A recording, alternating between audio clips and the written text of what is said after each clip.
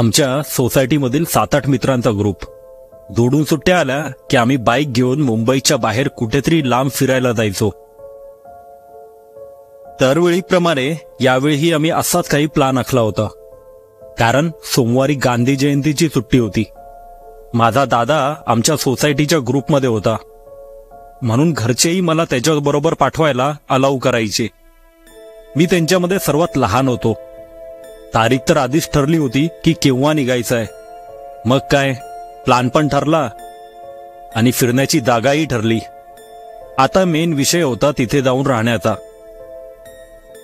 त्या गावच्या आसपासचं घर किंवा राहण्याची जागा आम्हाला हवी होती, म्हणजे दिवसभर फिरून तिथे रात्री आराम आणि पार्टी करता येणार. आमच्या ग्रुपमधल्या शुभमचं गाव त्या गावाजवळच होतं. त्याने त्याच्याच ओळखीमधील एकाचा बंगला 2 दिवसासाठी भाड्याने घेतला होता. शेवटी जाण्याचा दिवस उजाडला. आम्ही शनिवारी सकाळी निघून मजामस्ती करत संध्याकाळपर्यंत तिथे पोहोचणार होतो आणि दुसऱ्या दिवसापासून तिथे फिरून सोमवारी दुपारी पुन्हा मुंबईला यायला निघणार होतो. आम्ही सगळे खूपच एक्साइटेड होतो. मी माझ्या दादाच्या बाईकवर बसलो होतो आणि टाइमपास करत संध्याकाळचे 6 वाजता त्या गावी पोहोचलो. गाव अतिशय सुंदर होतं, जसं शुभमने वर्णन केलं होतं. कधी सकाळ होते आणि कधी आम्ही हे गाव आजूबाजूचा परिसर फिरतोय असं झालं होतं. आम्ही थेट जिथे राहणार होतो त्या बंगल्याजवळ गेलो. बंगला हा 2 मजली होता. मोठा आणि आलिशान होता, जसा कोणी एखाद्या श्रीमंताचा असावा तसा. बंगल्याच्या आजूबाजूला जवळपास दुसरी कोणतीही घरं नव्हती आणि त्यात काही वावगंही नव्हतं, कारण तिथे सगळी घरं लांब लांब होती. शुभमने बाईकवर जाऊन थोड्या दूरवर असणाऱ्या त्या बंगल्याच्या मालकाकडून त्या बंगल्याची चावी घेऊन आला. शुभम आल्यावर मी त्याला सहज बोललो, काय रे दादा, काय मस्त बंगला आहे आणि किती स्वस्तात मिळाला आपल्याला. श्रीमंत असतील ना या बंगल्याचे मालक? तो म्हणाला, नाही रे, त्याचं घर जिथे राहतात ना ते खूप छोटं घर आहे. अजबच होतं हे, एवढा आलिशान बंगला सोडून ते लहान घरामध्ये राहत होते. बहुतेक हा खास पर्यटकांसाठी भाड्याने देण्यासाठी बनवला असावा, असाच विचार माझ्या मनात आला. आम्ही दरवाजा उघडून बंगल्यात शिरलो. थोडा कोंडूस वास येत होता, जसं काय खूप दिवसापासून हा बंगला बंद असावा. थोडं गुदमरल्यासारखंही वाटत होतं, म्हणून आत जाऊन मी पहिल्यांदा सगळ्या खिडक्या उघडल्या. बंगल्यातील शांतता आमच्या हास्य कल्लोळ्याने क्षणार्धात गायब झाली. या सगळ्यांनी सोबत दारूही आणली होती, रात्रीची सोय. दादाही प्यायचा. तसं हे त्यांचं नेहमीच्या ट्रिपमध्ये ठरलेलंच होतं.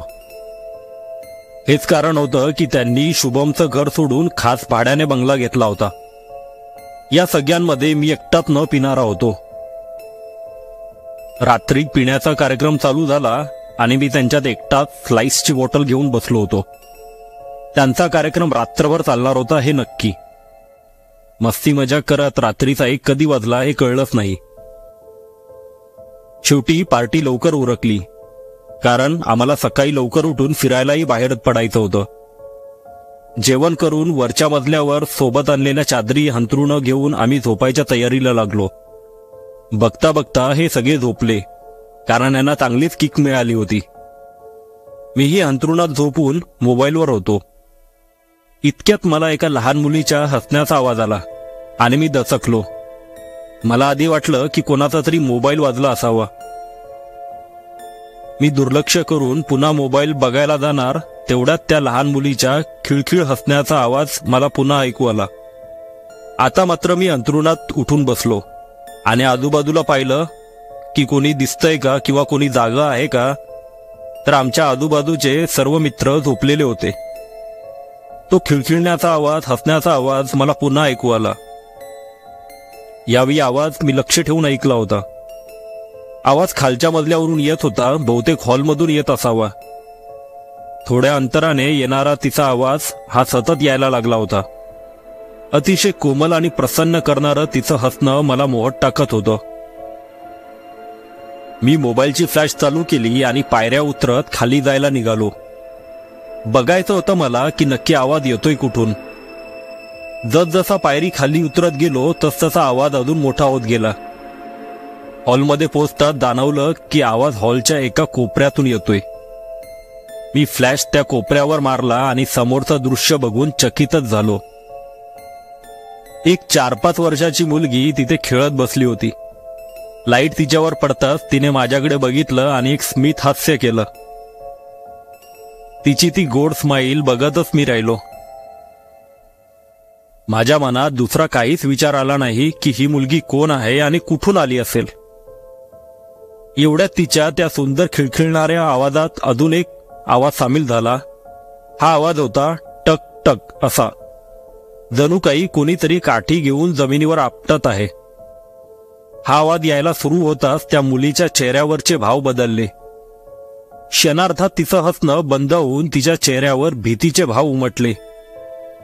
खूप भीतीमध्ये ती दिसायला लागली होती. तशीच घाबरत घाबरत ती उठून आतील खोलीमध्ये पळायला लागली. मीही तसाच तिच्या मागे ए थांब असं ओरडत तिच्या मागे पळायला लागलो. ती मला घाबरली होती की त्या टकटक आवाजाला हे मला काही समजलंच नव्हतं. तिच्या मागे धावत धावत मी आतल्या खोलीत जेव्हा शिरलो तेव्हा त्या खोलीमध्ये बसलेल्या एका बाईच्या कुशीमध्ये जाऊन ती शिरली. ती बाई एका कोपऱ्यात बसली होती. साडी घातली होती तिने. बहुतेक ती तिची आई असावी. ती देखील खूप घाबरलेली दिसत होती. तिने त्या मुलीला आपल्या दोन्ही हाताने कुशीत गच्च पकडून ठेवले होते. अतिशय केविलवाण्या नजरेने ती माझ्याकडे बघत होती. नजरेत तिच्या भीती आणि माझ्याकडून मदतीची आशा दिसत होती. पण मला काहीच कळत नाहीये की नक्की हे काय चालू आहे आणि हे आले कुठून या बंगल्यात, आणि हे नक्की कशाला घाबरतायत. आता मगापासून येणारा त्या काठीचा टकटक आवाज वाढला होता, जसं काय तो एकदम जवळ आला आहे. आणि तेवढ्यात तो आवाज यायचाही बंद झाला होता. ती बाई आतापर्यंत माझ्या तोंडाकडे बघत होती, आता ती माझ्या मागे बघायला लागली होती. आता तिचे भीतीचे भाव अजून वाढले होते.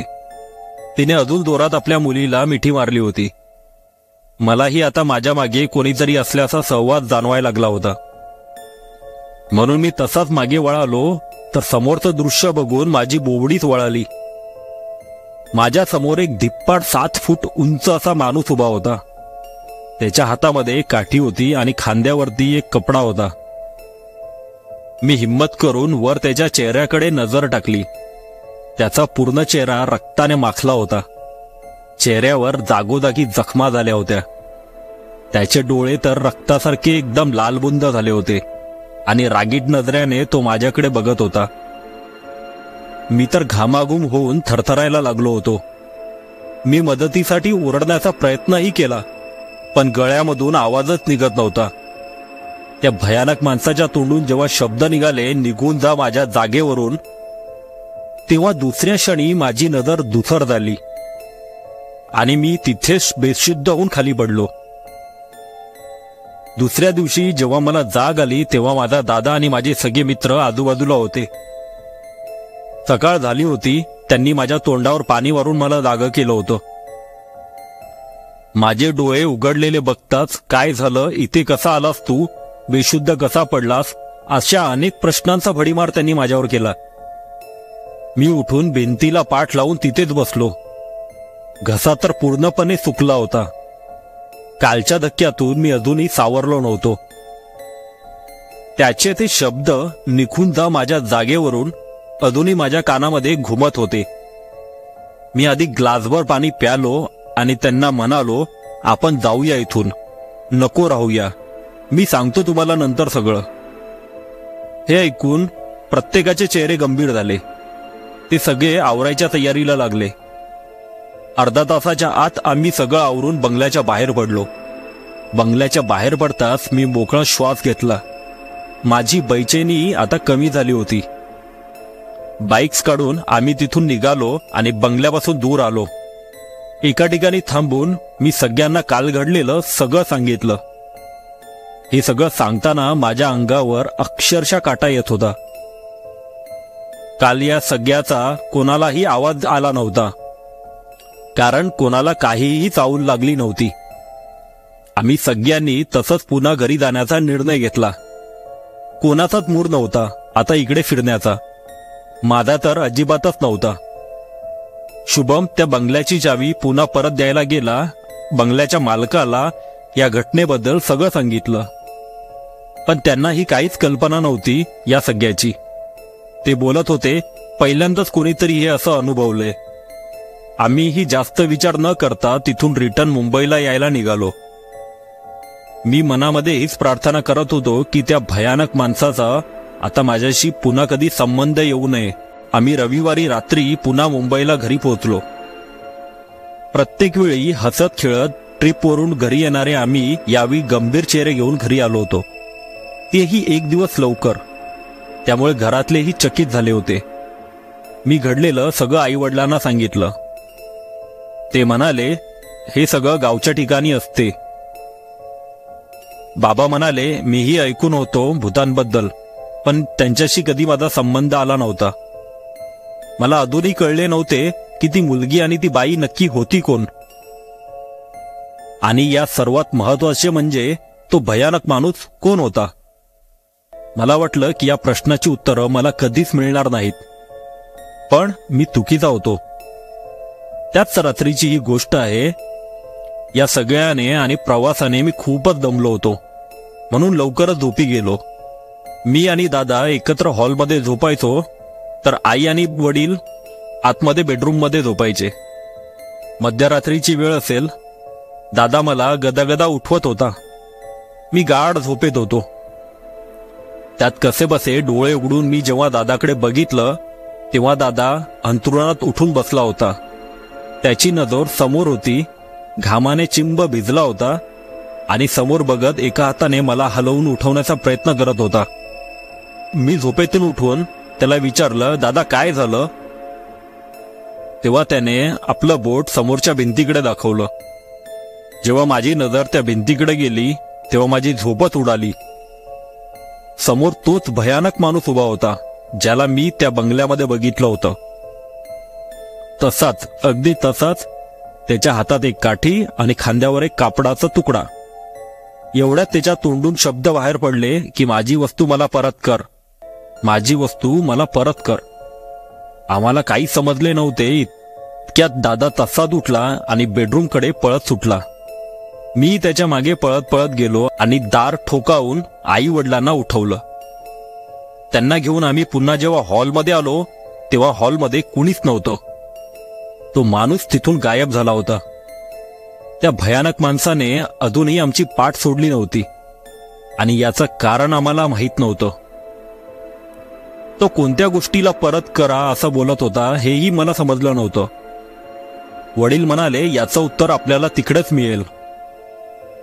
शेवटी दुसऱ्या दिवशी मी, दादा, शुभम आणि वडील त्या गावाकडे जायला निघालो. आम्ही त्या माणसाकडे पोहोचलो ज्यांचा तो बंगला होता. त्यांच्याकडून शुभमने चावी घेतली त्या बंगल्याची. त्या बंगल्याच्या मालकाचं घर अतिशय छोटं होतं. मी आतमध्ये पाऊल ठेवताच समोर त्याच्या बेडवरती नजर गेली. त्याच्या पत्नी बेडवरती झोपल्या होत्या. आम्ही आत्तापर्यंत घडलेलं सगळं त्यांना सविस्तर सांगितलं. तेव्हा त्यांनी त्या बंगल्याची घडलेली गोष्ट आम्हाला सांगायला सुरुवात केली. तो बंगला त्यांच्या मोठ्या भावाचा आहे. ते हिऱ्याचे खूप मोठे व्यापारी होते. खूप पैसा होता त्यांच्याकडे आणि मनानेही ते तसे चांगले होते. पैसा उधळपट्टी भरपूर करायचे, पण गरजवंतांना मदतही करायचे. ते त्यांच्या पत्नी आणि लहान मुलीसोबत त्या बंगल्यामध्ये राहायचे. एक दिवस रात्री 12 वाजता पार्टी करून ते घरी येत होते. थोडी जास्तच झाली होती त्यांना आज. आणि हे काय त्यांच्यासाठी नवीनही नव्हतं. त्यांना वाटेतून येताना समोर एक भला मोठा माणूस दिसला. त्याच्या हातात काठी आणि खांद्यावर एक कापड होतं. दोघांची समोरासमोर गाठभेट झाली. तो भला मोठा माणूस त्यांना म्हणाला काय पाहिजे तुला ते माग. यावरती हे म्हणाले तू मला काय देणार, तुला काय पाहिजे ते मी देतो, तू फक्त माग. हे ऐकून तो माणूस काहीच बोलला नाही आणि तसाच तिथून निघून गेला. या घटनेनंतर 15 दिवसाच्या आत त्याची पत्नी आणि मुलगी देवाघरी गेल्या आणि त्यांनी तिथेच गळफास लावून आत्महत्या केली. तो भला मोठा माणूस अजून कोणी नसून एक भयानक पिशाच्च होतं आणि आता हे सगळं त्या भूताचं झालं होतं. एवढंच नाही तर त्याच्या पत्नी आणि मुलीची आत्माही त्या भूताच्या ताब्यात होती. ते देखील आपल्या भावाच्या मृत्यूनंतर त्या बंगल्यातच राहायला गेले होते. पण त्या भूताने त्याच्या पत्नीची हालत बिकट केली होती. तिला तर आता चालताही येत नव्हतं, कारण तो बंगलाही आता त्याचा झाला होता आणि त्या बंगल्यातल्या सगळ्या गोष्टीही. म्हणून त्याने मला ती चेतावणी दिली होती आणि मी तिथे बघितलेली मुलगी ही त्याच्या मोठ्या भावाची मुलगी होती आणि बाई त्याची बायको होती. आता एकाचं उत्तर अजून मिळायचं होतं की तो आमच्या मागे का लागला होता. तेवढ्यात दादाच्या लक्षात आलं की त्याने त्या बंगल्यातील एक छोटी मूर्ती आपल्या सोबत मुंबईला आणली होती, जी त्याला खूप आवडली होती. या मूर्तीमुळेच कदाचित तो आमच्या मागे आला असेल आणि याच गोष्टीची तो मागणी करत असेल. हे लक्षात येताच आम्ही ती मूर्ती पुन्हा आणून त्या काकांकडे दिली आणि त्यांनी ती पुन्हा बंगल्यात ठेवली. यानंतर पुन्हा आमचा त्या भूताशी काही संबंध आला नाही, ना कधी पुन्हा त्या गावाकडे जायची आमची हिंमत झाली. पण मला आजही त्या मुलीचं ते गोड हास्य अजूनही आठवते आणि अजूनही असं वाटते की ती मदतीसाठी मला हाका देते, तिला त्या भयानक माणसाच्या तावडीतून सोडवण्यासाठी.